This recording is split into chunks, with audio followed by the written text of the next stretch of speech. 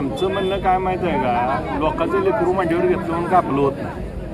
त्यामुळे भोत्रे पाटलानं कारखाना चांगला चालवला म्हणून कल्याणराव काळे साहेबाला आशीर्वाद देणार नाही की. ज्या जनतेनं त्यांना निवडून दिलं होतं कारखाना चांगला चालवावा, वडिलांनी काढलेला सहकारी राहावा. तुम्ही जर 40 वर्षासाठी कल्याणराव काळे 40 वर्षांनी काय असतील माघारी घ्यायला असतील का? वय त्यांना 200 वर्ष मिळावं, पण त्यावेळेस ते कर्तृत्व राहील का शिल्लक? 40 वर्ष कारखाना दिल्यानंतर आता त्यांना मोकळा श्वास वाटतच असेल.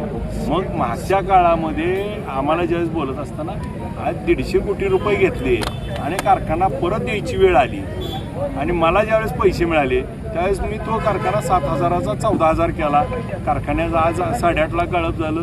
चांगला कारखाना चालू आहे, दराची स्पर्धा चालू आहे, सगळे विषय त्या ठिकाणी मार्गी लागले. 175 कोटी रुपये मी आल्यापासून त्या ठिकाणी देणी दिलीत आणि मग एका बाजूला मला मदत मिळाली, मी चांगल्या पद्धतीने वापरली आणि 150 कोटी मदत मिळून तो कारखाना चालवायला द्यायची वेळ आली की त्या ठिकाणी दुर्भाग्य नाही का?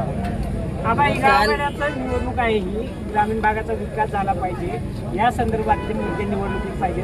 तुमच्या प्रचारामध्ये नेमके प्रचाराचे मुद्दे कुठले असतील? माझ्या प्रचारामध्ये मुद्दे असतील की 30-54चा निधी असेल, 50-54चा निधी असेल, नागरी सुविधा असतील, दलित वस्ती सुधारणा असेल, व्यायामशाळा करणे असेल, या भागातल्या स्मशानभूमी सुधारणा असेल, गावातले काँक्रिटीकरण रस्ते असतील, पांदण रस्ते करायचे असतील, त्या ठिकाणी शिवरस्ते करायचे असतील, मुख्यमंत्री सडक योजनेतनं असेल, पंतप्रधान सडक योजनेतनं असेल, या भागातल्या पाणीपुरवठ्याच्या ज्या योजना आहेत ज्या ठिकाणी पूर्णत्वाला नाहीत त्या पूर्ण करण्याच्या बाबतीतले नियोजन असेल, ग्रामपंचायत ऑफिस बांधणे असेल, तीर्थक्षेत्रामध्ये ब वर्ग दर्जा आज आरणला मिळाला आहे, ब वर्ग आज मेंढापूरला रांजणीला मिळाला आहे, काही क वर्गात आहेत त्याला 50 लाखाचा 5 कोटीचा 100 कोटीचा निधी उपलब्ध करून देणे असेल, या भागातल्या सर्वांगीण विकासाचे मुद्दे.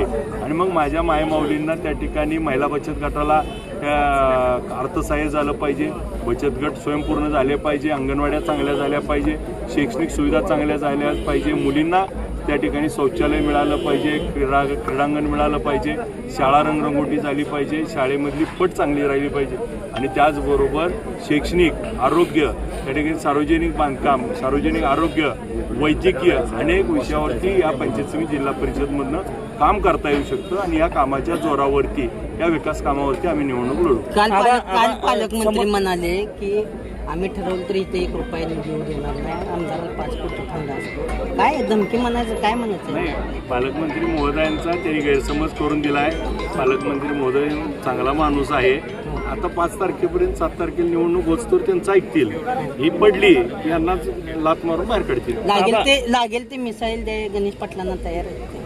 मुळात म्हणजे काय माहीत आहे, मिसाईल कोणी कुणावर सोडायचं असतं. जी निकामी झाली आहेत त्यांना कुठंच काय नाही, त्यांनी कुठल्या ह्याच्यावर फक्त काय आहे त्यांच्या बार भरायचं काम करतायत, पण ही फुसका बार आहे ही 7 तारखेला पालकमंत्री महोदयांना कळेल. काल पुरंदरमध्ये आमदार अजितदादा म्हणाले होते की ठेकेदारांच्या घरात उमेदवारी जाऊ देऊ नका असं त्यांनी चर्चेत सांगितलं होतं. इथं मात्र एका ठेकेदाराच्या घरात गेली आहे.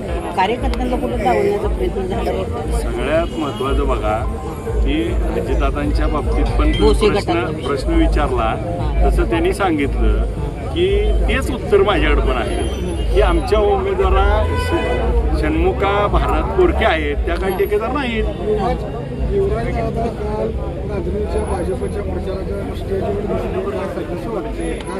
मागे जायला पाहिजे होतं म्हणजे मला असं वाटतंय बरं का, ज्या या राज्यामध्ये यशवंतराव चव्हाण साहेबांचा, शरदचंद्र पवार साहेबांचा विचार ज्या औदुंबरांनी आयुष्यभर जपला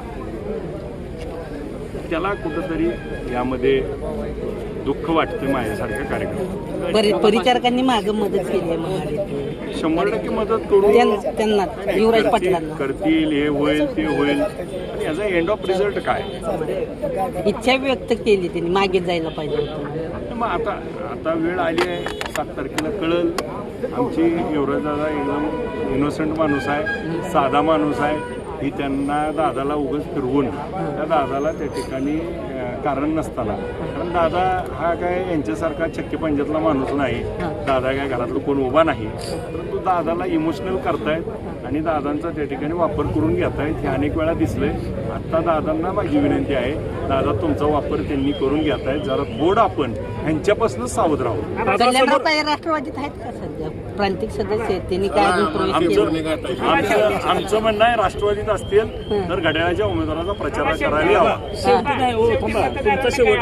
मतदारांना माझी या निमित्ताने एवढीच विनंती आहे की आपण मतदार राजांनी खासदार साहेबांना जसं मला निवडून दिलं म्हणून आज इथं लोकप्रतिनिधी म्हणून जिल्हा परिषद पंचायत समितीमध्ये आमच्या विचाराची लोक निवडून दिली, तर ती त्या ठिकाणी आम्ही एकमेकाच्या कॉर्डिनेशननं काम करू आणि विकास कामाला त्या ठिकाणी गती देण्यासाठी आपण आमच्या तुतारी वाजवणारा माणूस आणि घड्याळ याच्या पुढील बटन दाबून 5 तारखेला आमच्या सर्व उमेदवाराला प्रचंड मतांनी निवडून द्यावी ही विनंती करतो.